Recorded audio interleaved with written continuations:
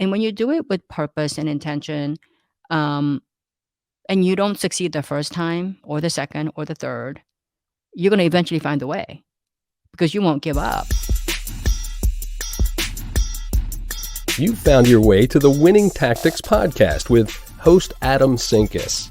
Adam discusses winning tactics with small business owners and entrepreneurs, uncovering processes and introducing the tools and solutions for enhancing the bottom line. Thanks again for finding your way to the Winning Tactics podcast, and now your host, Adam Sinkus.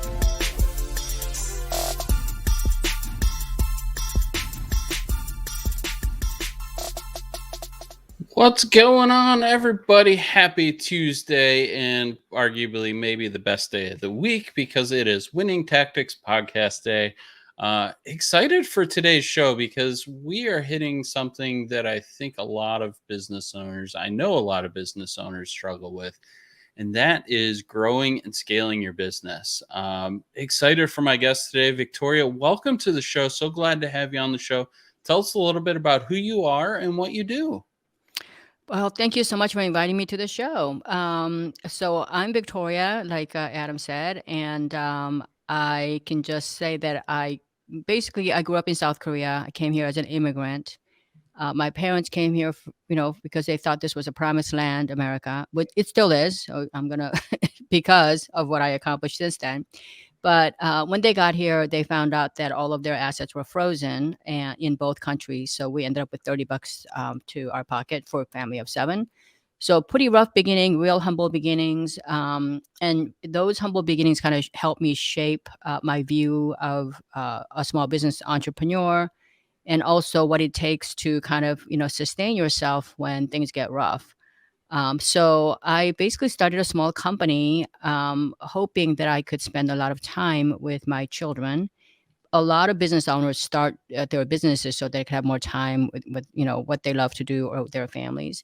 And so I did that, and I wanted to make $2,000 a month. I thought that that would be a great number because I could pay my rent, I could pay my insurance on my used car, which I didn't have a payment of.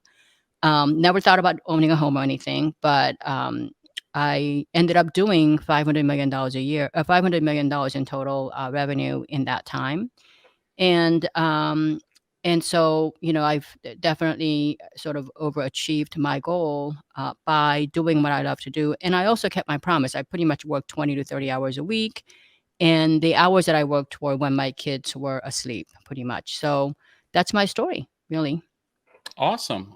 So glad to have you on the show. Um, growing and scaling a business is it seems like it's this really easy process, right? But man, it is not. It's not. It's Yeah.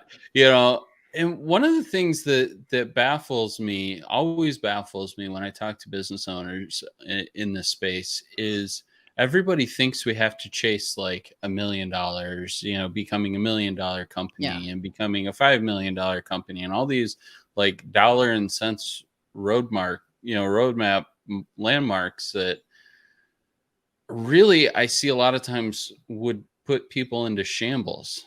Right. Right. Right. What's been your experience in that space?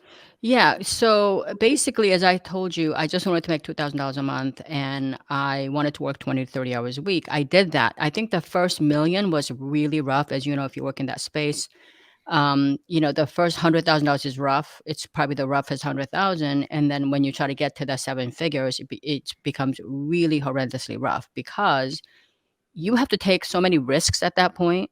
You got to take customers that you don't know anything about. Sometimes, you'll go call a department store, or in my case, I called the department store, I called the TV networks, I do all of that.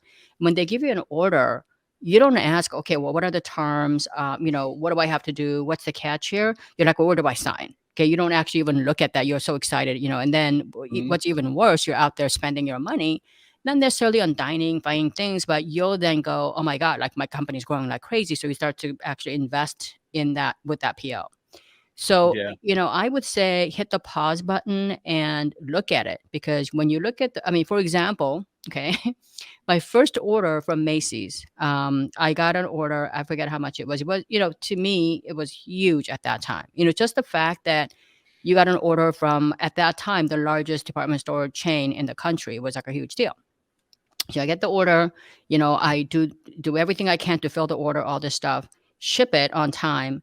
And then I think I got a $500 per, so what they do is they ask you to ship to every store. So they have like 35 stores, and you're supposed to box them as if they're going to 35 different stores, but you put it in one giant box. Okay. You address it to, store 1, store 2, all 35. And then you put them in the big giant box. So their distribution center can then just go ahead and distribute it. Well, because my label was, at the middle of the box, which I thought would be tamper-proof, so I put it in the middle of the box. Well, that was a $500 penalty. They wanted all of the mailing, like, their internal mails to be on the right-hand corner of the box. It has to be a certain size box. So Yep. you can imagine $500 times 35. That's just your penalty, right? That's a lot of penalty. There's just a lot of different ways you can get kind of like, a lot of times you don't even ask how much price is, like, oh my God, if I get my products at these department stores, like my life is going to change. So, you take typically a smaller margin, and then you don't look at, what it costs to actually ship the stuff. And then you get hit with these penalties. And then when they open the box, there's all these other penalties they can charge you. So eventually, like, that order was like $2,000 per box that was in it. And I ended up paying the $500 penalty. So if you look at the margins, it's not going to be that much. So, I was lucky that I didn't actually lose money on that deal. But the point I'm trying to say is, like, when you grow your business, I have a rule, which is you should not have any customer account for more than 15% of your total sales. Because the minute anybody is like half of your business, that person essentially controls when you work, how much you're going to get paid, and who else you sell to. I mean, Yeah. that's just bottom line. So you just have to be very careful about how you grow and how you scale. I mean, you got to plan your growth. Yeah, no, I love that. I love the premise of planning your growth, right? Because you can scale really, really quickly and lose a whole lot of money really quickly, right? Right. Have And you? also plan your scaling too, and scale properly so that that kind of stuff doesn't happen to you.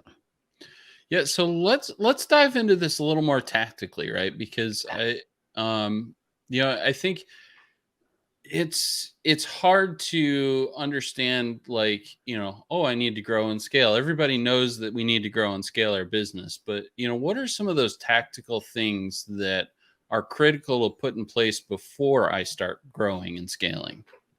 Well, you have to have a system so that, I say that the more a business is dependent on you, the owner, the less the less likely you're going to be able to scale.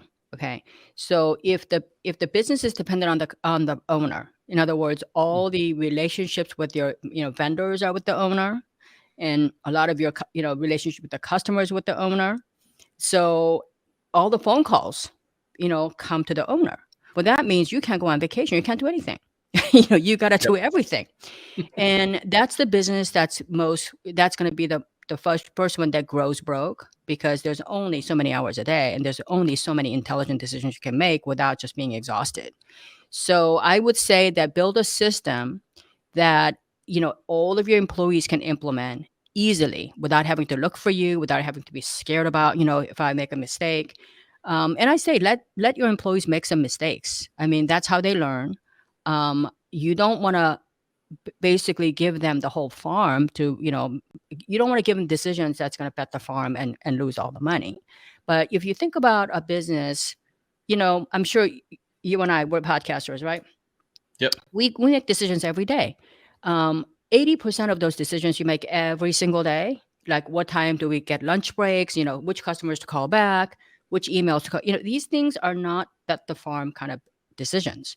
Those decisions, if you make a wrong decision, it doesn't set you back that bad, right? There's some decisions you make that actually will cost you the farm. So the idea is that you kind of manage your employees, mistakes and so forth. And whenever your employee makes a mistake that costs you money, that is when you actually put something in a system. For example, years ago, I think it was HSN, one of the buyers ordered a pair of earrings, pendant. She ordered a whole suite of emerald, emerald green for Mother's Day. It's a May birthstone. Mother's Day happens to be in May. So she wanted to run like a Mother's Day special. I happened to have a Colombian emerald. I got a huge lot that I got at a good buy. So she ordered earrings, pendant, ring, and bracelet. Okay. Well, my employees, when they got the order, they ordered half of them in yellow gold, half of them in white gold.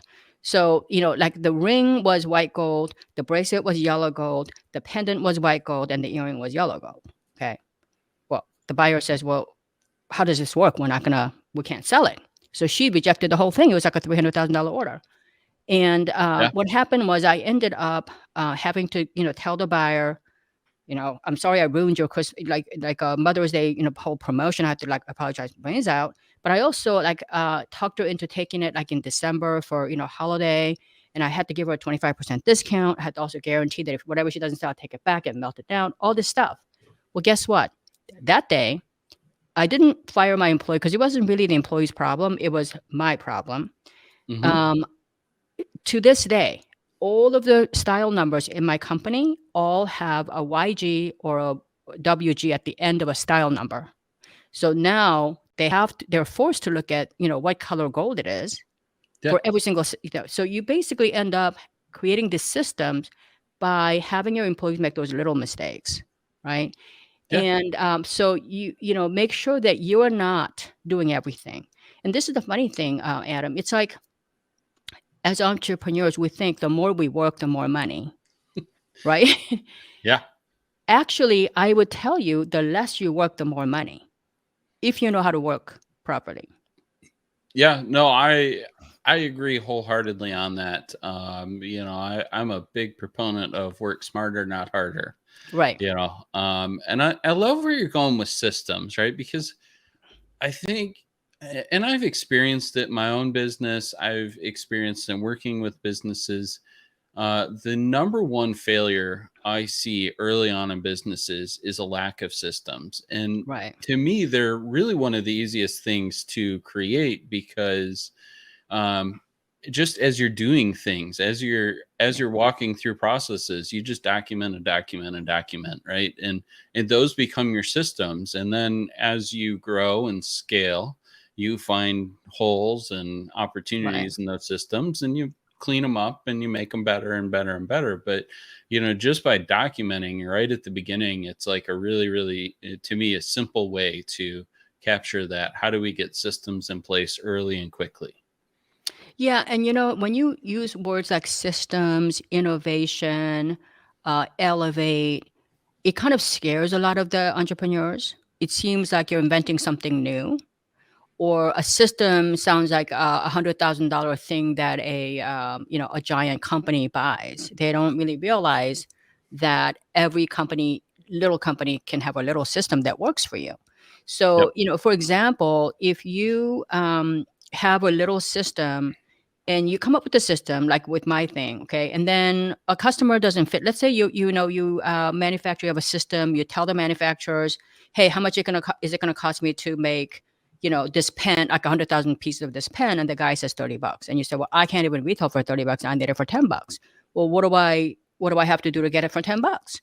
And the guy says, well, I pay my rent, I do all this stuff, and if you give me a lot of time where I can use my, because all my employees are fixed costs, if I can use downtime. And to produce this, I'll use like that time when I don't have a lot of orders.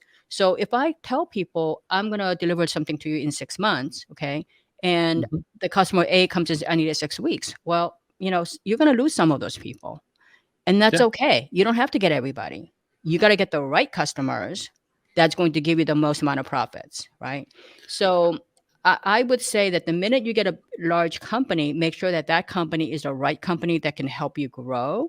Not sometimes you're used to dealing with mom and pops, onesie, twosie orders, and then all of a sudden you get an order for like 1,000 pieces, and you're like, oh my God, this is so great. Well, if it disrupts everything that you're already doing and it increases costs because everybody Mhm. now has to work overtime, then you really didn't do that well. You know what I mean? Yeah. Yeah. So Yeah. I'm a big proponent of either not. I call it not hiring the customers that are hard to work with and firing the Hmm. customers that aren't worth my time. Right. And it really does um, frame up the reality of what's important and how to remain profitable. And honestly, there's been a few times over the years where I've tried to start walking through the process of firing a customer, and all of a sudden, the clouds part, and they see the light, and they're willing to pay the extra that you've Yeah. been fighting for, or they're willing to meld into the system, and all of a sudden they become a phenomenal customer to work with again, right? Right. Right. And so you do have to be cautious in that space, right? Because it's really easy for them to also slip back into their old ways as well. But Yeah. um but once you open that door and you're okay with firing your customers, it can take a lot of weight off your shoulders. Yeah, Adam, I like to challenge all of you, all of the entrepreneurs. I've been there. Okay. I started my company with no money. I could not even make a single sample. I didn't have any money. I had to like sketch things out and, pre-sell things. So I understand like the importance of like, hey, my business is my heart and soul. I do this because I love it. And, like I make my living doing this. I'm, responsible for all my employees. I mean, I am impacting the world in a way that nobody else can. So I want to do this. I understand that. But let me tell you one thing about what you just said. When you want to fire a customer, here's the deal. If everybody says, okay, in order for us to get, low pricing, let's say if you were calling GM and said, you know what, I want a yellow, a neon yellow dashboard, and I want a purple, steering wheel, and I want this and that, I want it all done in 6 weeks. Okay. That's not going to be possible. They're not going to do it for you. Right. But let's Mhm. say if they could, and they did it for everybody who called, it's not fair to the customers who play by the rules, who played in your system. Okay. It's not Yep. fair to the employees to have to come in on their weekend with no notice. It's Mhm. not fair to your wife who has to sit up and watch you bitch about something. It's not fair to anybody because a customer is unruly. So now, if you look at it this way, where you have this wonderful family and you get this somebody new coming in who wants to disrupt everything and everything all the time, then you might have to just sit there and say, you know what, we have a beautiful system that works for you. And believe me, Mr. Customer, if you could just give a little and give it a try our way, it works for a lot of people. And it's in the end, it's better for you because you'll train your people to order on time. You'll train your people to price it on time. It's really going to be much better for you. And if some of those people walk, it might be the best thing for you, actually. Yeah. So think about it. It's more fair for everybody in your ecosystem to have a system that they can all be happy, plan, make money. And, I think that's good. Yeah, no, I love it. We're going to take a quick pause here because I want to thank CoWorkHub Virtual. They are part of the reason why this is even possible. Uh, it's a really, really awesome platform. This is a virtual co-working space. It totally takes that crazy cold Zoom experience out of the mix and provides a really cool Zoom like experience. But more than that, it provides a place where you can go and virtually work in an office with other solopreneurs, entrepreneurs, freelancers, consultants, and coaches. So definitely check them out. CoWorkHubVirtual.com, and we thank them for their support. So let's shift gears just a little bit because we've been talking a lot about some of that some of that growth that's you know the reason why we struggle with some of that growth. I want to talk about the other side of it because there are companies that like hit the ground running, and before you know it, they've got like this crazy revenues coming in, and they're like running circles, not and don't even know what to do next, right? Right. And that can be just as detrimental as not having the tools or the systems in place to grow. Right, exactly. Especially if you are, for example, in uncontrolled growth, there's really two ways people go broke. Entrepreneurs can go broke. First way is going broke, which is you don't get enough customers. Every time you think you get customers, you lose some. So you can't retain 100% of your customers all the time in most businesses. There's about a 10% attrition rate in every business. People get sick, people die, companies go out of business or whatever. So you have to generate 10% new customers every single year just to stay even. Okay. Most dentists, Pilates instructors, they all need 10% extra. But if you don't do that, eventually you are going to go out of business because you're going to go out of business because you haven't attracted enough people who are fanatical about your business. The other way you go out of business is you grow broke. And what happens is like, you work your heart and soul, you get that first $100,000, and then, either you spend the money or a lot of entrepreneurs reinvest that money for bigger fish. And a lot of times, you're growing like crazy. Like it happened to me where I opened Harrods London, I opened Neiman Marcus, I opened Macy's, all these companies, and I opened up duty free. And so, all if you don't have a system, all these companies have their own rules. Okay, for example, if you're like on an in-flight duty free on a flight, the way they measure your success is like dollars per square inch. It's a weight versus because it's a very small space on an in-flight, and weight Hmm. fuel is a huge thing. So they judge you that way. Whereas if you're on a TV station, they judge you by dollars per minute because that's the thing that's confining them. So if you can imagine how when they all, unless you really understand how you're judged, what the yardstick is, you have no chance of becoming the superstar in that environment. So you got to do your homework. And then the other thing too is like a lot of times your cash flow is so squeezed when you are looking at growing like crazy. Okay. One or two people, like back in 2008 to 2010, so many companies, not just real estate companies, they were just cash strapped. I look at people that have, oh my God, I have this customer, that customer, they all owe me money and my sales are great, but I'm not getting paid, because everyone's delaying my payment. In the meantime, I got mortgage, I got rent, I got to pay payroll. And then you basically get squeezed and you go out of business. There are so many companies that kind of fit in that, like Blockbuster Video. There's just so many companies that are big that went out of business. And then you can see a lot of smaller companies in your neighborhood that fit that bill. So make sure that that's what I said, when you grow, you have to grow in a controlled fashion. So if you're gonna bring in, like I said, if you're gonna bring in a company, like if you're selling like, let's say this pen, it's a cute little pen with a diamond on it, right? So let's say you're selling this pen, and you can get $20. Like you put it on Amazon, and they're paying you pay $20. It's really cute. It's very unique, and nobody has them. And so you can sell a package of 6 for like $39 or whatever. Let's say it costs you only like $4. If you go to like a QVCHS, and they're going to want you to do like 6 pieces of it, and they want you to sell it for $19.99. Okay. Well, if you're Hmm. going to retail for $19.99, they'll buy it for like $8 max, $7. If it's costing you 3 per pen, how are you going to sell it for 7 for 6 pieces? You can't. You Yep. squeeze your vendor and say, you know what, I got this huge order from, a huge retail, like a TV retailer.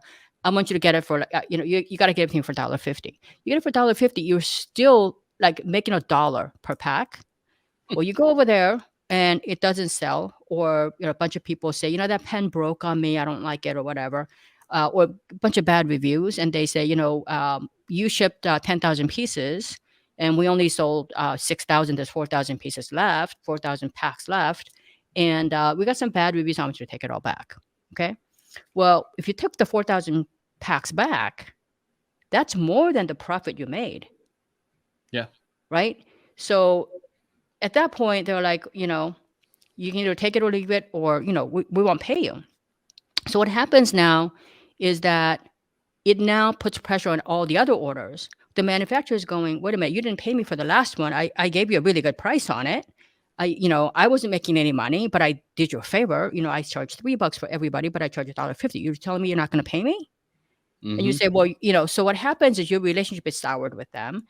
it just goes on and on and on. So, when you're gonna when you get these orders, make sure that you can withstand some pressures, especially, all the big companies, like, I don't care who you're dealing with, all the biggies, they know your first order with them, the buyers sit there, I mean, they go, that Adam guy, this is his first order. He'll do anything for the first order. They know that. And they'll push and push and push you. Yep. And so make sure that you have plenty of money, and that if you get back the 4,000, that you have a place to dump it. I mean, a good way to do it would be like, if you're branded products, even if it's not a huge brand, the Philippines, Singapore, Indonesia, all these places will buy it for $1.50. Hmm. So, make sure that you have those lines set up before you ever approach a big guy. And, the other thing I do too is a lot of times when my bigger customers, I do business with all the majors around the world.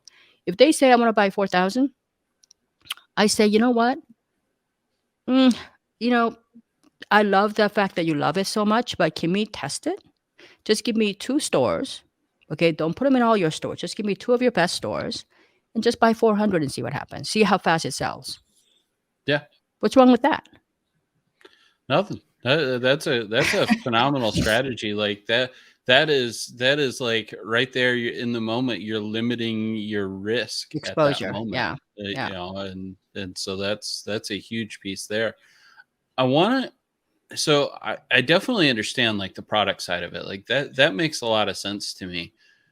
Let's talk about the people side of it too, Okay. because you can grow uncontrollably with your team as well. Mhm. When you Yeah. start to get busy, you're like, oh my gosh, we're busy. I need to hire these 6 people, that can ultimately cause you to fall flat on your face as well. Yeah. Have you ever experienced that in your own businesses or seen businesses experience that? Yeah, absolutely. I think that I'm so glad you mentioned this, because I think a lot of small business entrepreneurs. In fact, my last meeting before I came on this podcast was this very thing. I have a client who needed to hire a graphic designer, but it's a small company, so the person wanted the person to do a little bit of marketing, a little bit of admin, and they put an ad in, like in one of these job posts, and what they hired was an admin person Hmm. when they really needed a designer. Okay, here's the thing. Instead of trying to find the positions and try to fill those positions, say I need these 6 positions, I would argue within reason to hire people first. If you're in a small business, you need people that are very flexible. You need people that are multidimensional, that can step in and fill each other's roles, because you're not doing brain surgery most of the time. Okay. We're really looking at people that really want to help their customers, So if, highly specialized skills like graphic designers or jewelry designers, it's a different thing. But in most cases, you want to look at top talent, Hmm. problem solvers, people that think outside the box, who really love, dealing with people and solving problems, and, without the money, like money is aside. The other thing too is, when you hire people, I'd say I'm very lucky, because in 33 years, I think I've lost 2 people total. Okay. I Hmm. run about 30 people all the time. And one retired at age 67. That's how I lost her. The other one went to the Philippines. Everybody stayed with me. So when you hire correctly and you hire the right people and they can do multiple things, what happens is you can grow so much faster, because you never have to train anybody. Hmm. They're every year they're doing more. They can do so much more, because you've got a system that they helped you create. And secondly, they're so used to doing it, they don't have to, when a customer calls and says, "Hey, I'm Adam," they're not gonna go, "Adam, what's your last name? How do you spell your last name? When was the last time you bought?" They don't have to do that. They basically know who you are. Okay. Yep. So that makes a huge difference. So treat people well, really understand that any business you're in right now, it's a people business. You Hmm. really have to make sure that treat people well. And because that's ultimately you're setting that example, and that's how they're going to treat your customers as well. And then lastly, I would say when your employees make mistakes, I mean, see that as an opportunity to build a system, create the system, help that employee create the system. I remember that guy I was telling you, he made a $300,000 error. And I mean, he felt so bad for weeks. He walked in the office like with his head down. And he just couldn't figure out why I didn't fire him. He couldn't figure out why I didn't yell at him. And he just really took it upon himself to make sure that mistake never, ever, ever happens again to anybody. So I'm Yep. not saying that you can never fire anybody. I'm just saying that as a small business entrepreneur, you're asking a lot from your employees to do. Hmm. You're asking them to think outside the box. You're asking them to go above and beyond. And so that's important. But having said that, on the other hand, employees can really take advantage of you too. I've had a couple of employees that outside contractors who came in with their relationships. So they wanted to like charge me, I think 15 to 25%, like a commission fee for introduction, this and that. My thing is those people who can open the door right away. This is how a lot of people also go bankrupt. They'll say, let's say somebody comes in and says, you know what, Adam, I see that, you're selling, CoWorkHub thing. Okay. Well, I know a lot of companies that can do that. Okay. Let's say, I work for, patent attorney that he does all these companies and I can, sell 300 of these like tomorrow morning. Okay. But Hmm. I want a 15% commission. You can sit there and go, okay, I can have a rock solid contract. I can get this, and I can get the 300. It's no brain surgery. I can do this. The problem is those people usually will take their relationship with them when that relationship ends, and you're left in the dust. Hmm. And so I say that you got to be very careful about the relationship that come like on a plate. It's always better when you build that relationship and have your employees build that. Somebody that's going to be really loyal to you. Yeah. No, I absolutely love that. It's a balance of finding, like you said, the right people, not Yeah. just people, right? And I think in the small business world, there's also the opportunity.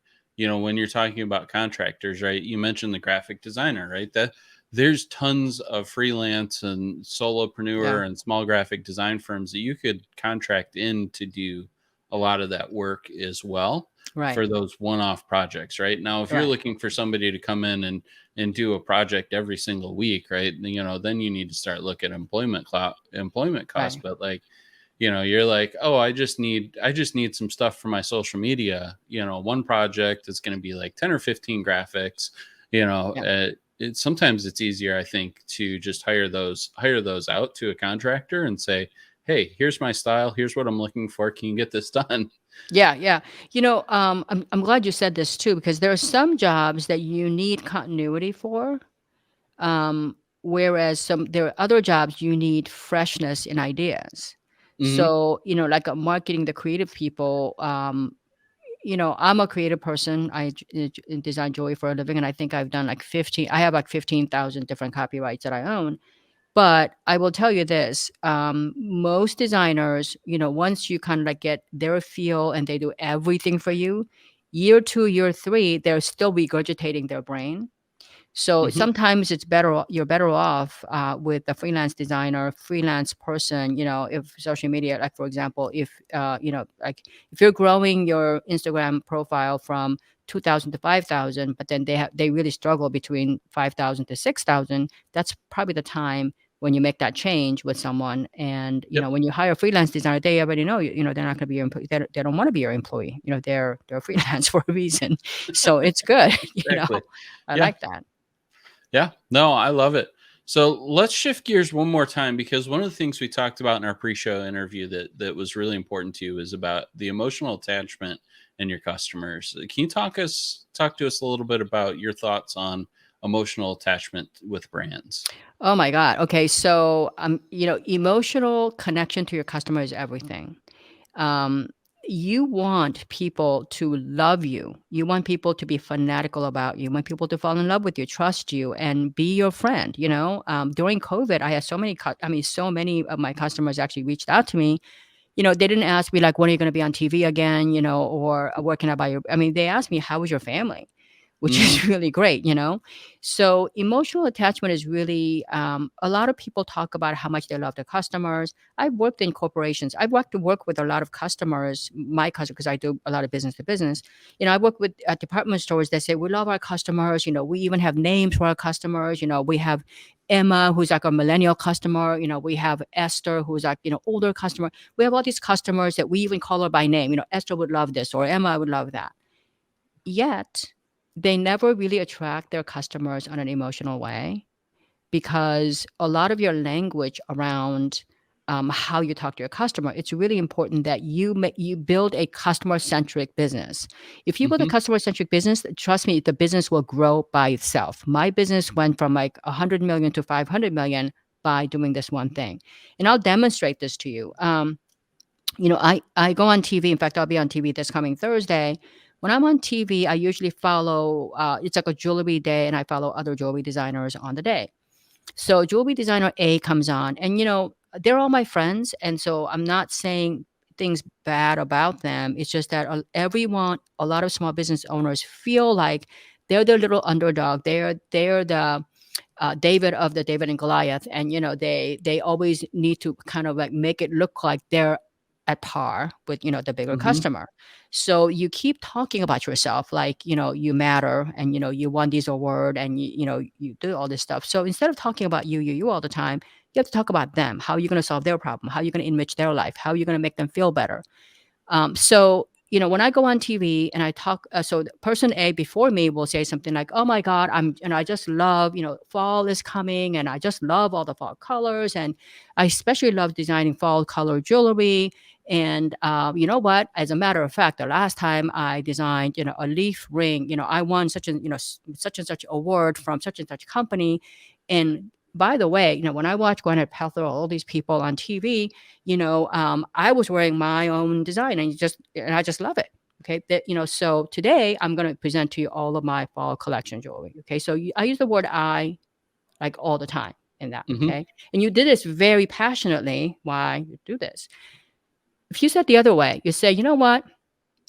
I love the fact that fall. If you come up and say, thank you so much for inviting me to your living room week after week, and I know that you guys love fall because every fall, so many of you, are chatting with each other, lifting each other about, meeting your family, people that you haven't seen for a long time, and how much you look forward to Thanksgiving dinner.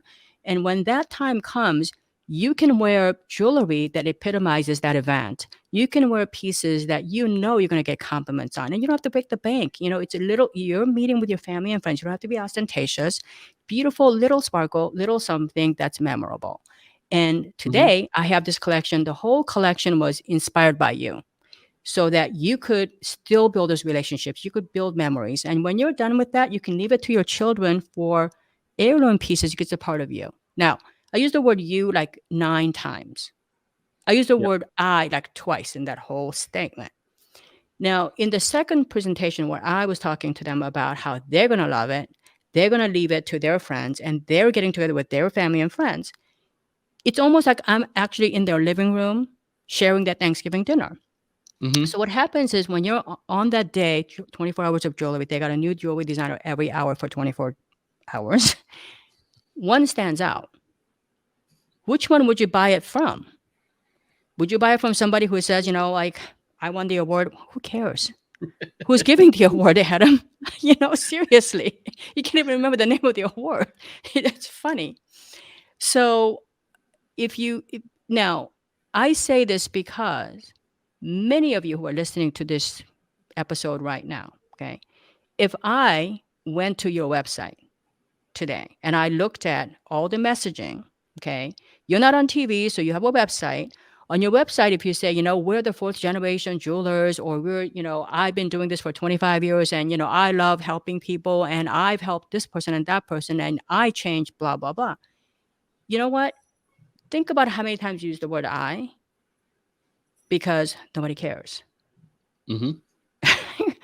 They care about, now, when I talk about, hey, you know what? When you have When you're getting together with your family and friends, you don't want things that are ostentatious. You want things that are memorable, that has a little spark, that really radiates and permeates your optimist, your personality, that you can glow and you don't have to break the bank.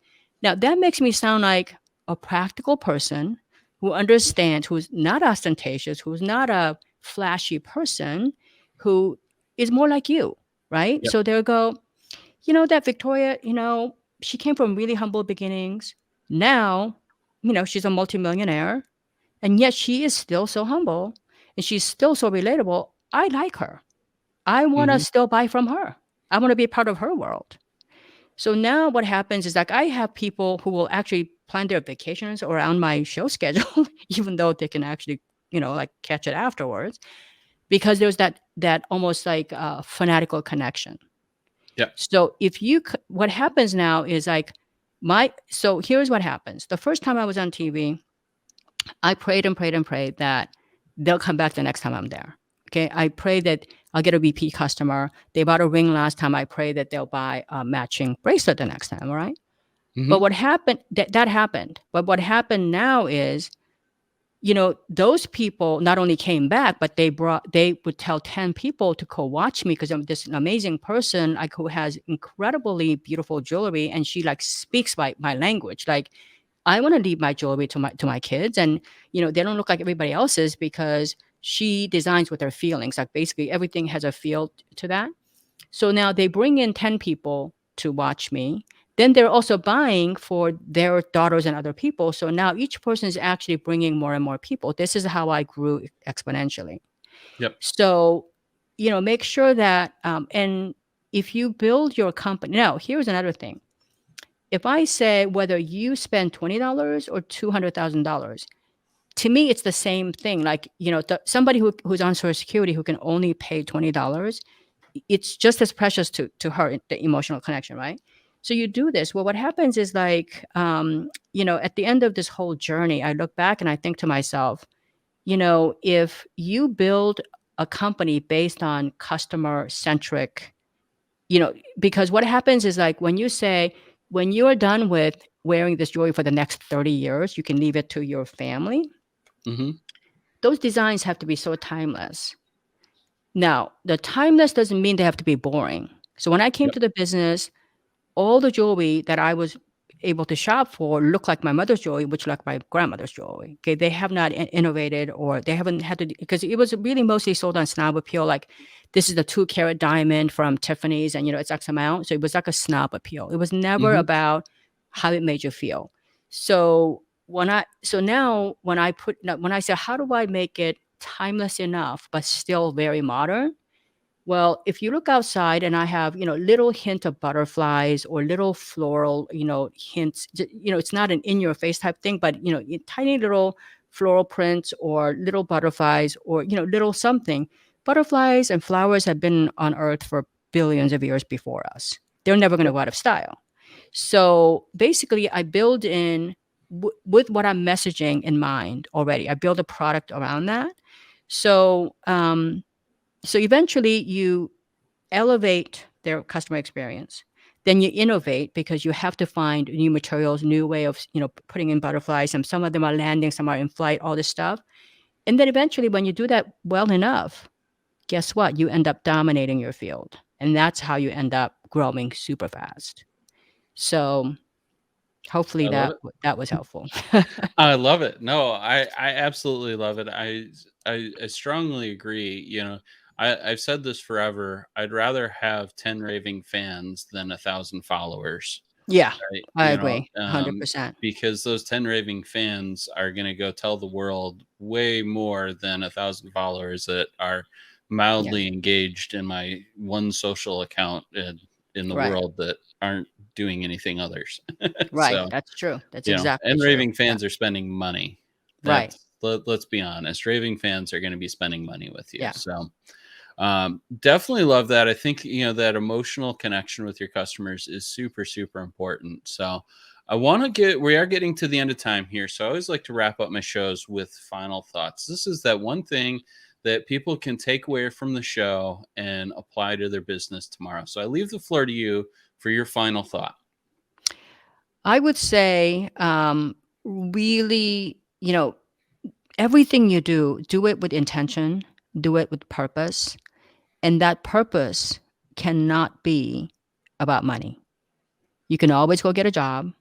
Okay, I mean, that's a fact. You can always go get a job. It may not be your ideal job, but always do it with intention. And if your intentions are straight and your purpose, every decision you make is with the right purpose, things are gonna, pan out for you. It will. It has to, because you're gonna make the right decisions. You're gonna make everybody, around you feel great.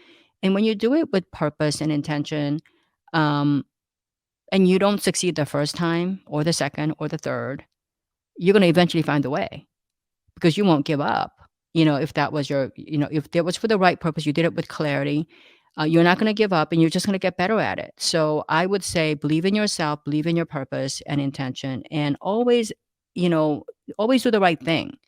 And you got to believe in that process, and it will work. Because I sit here and tell you, I would love to sit here and tell you, I mean, I was born a genius, or, something. I'm not. I'm just a real average person who, was stuck in a horrible situation. And I just decided that I had nothing to lose, really.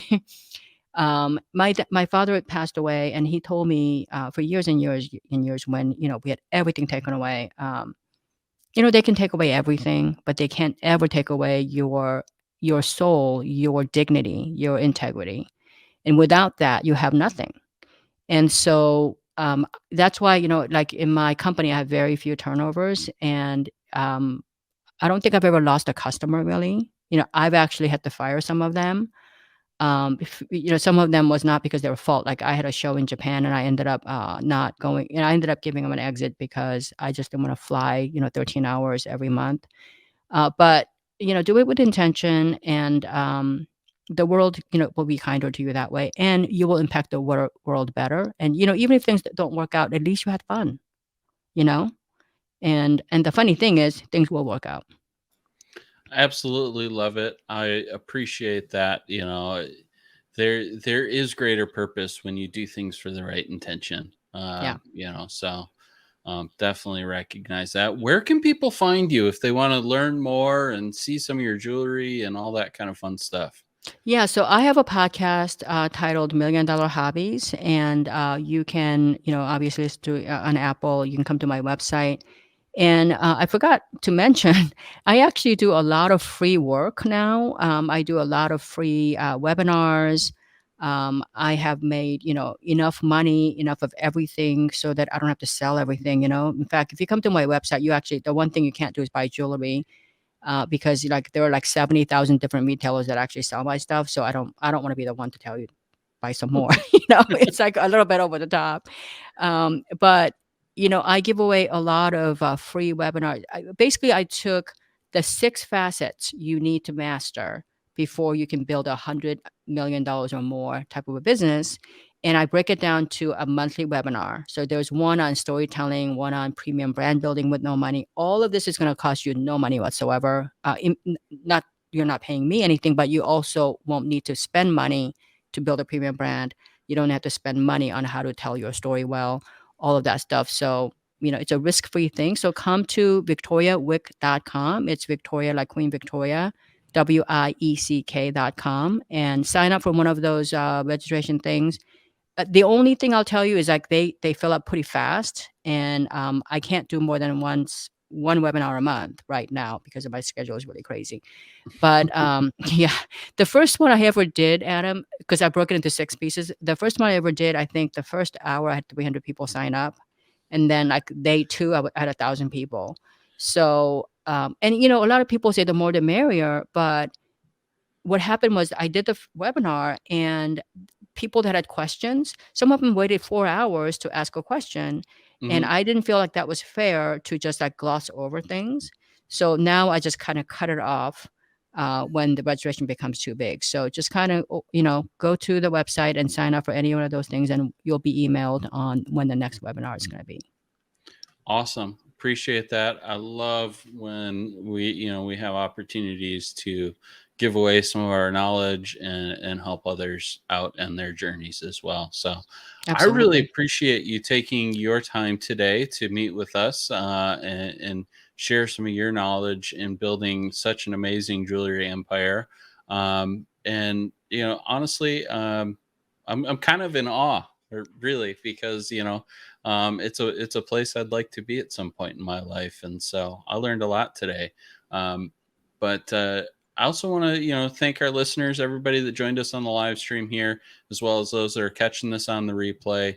Don't forget, you can always find us on Apple Podcasts, Google Podcasts, Spotify, all the major podcast networks.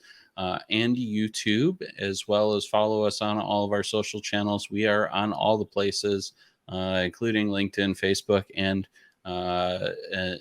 Instagram, and all of them, right? So check us out there. We're always dropping content, and we appreciate everybody's time today. Have a wonderful rest of your week.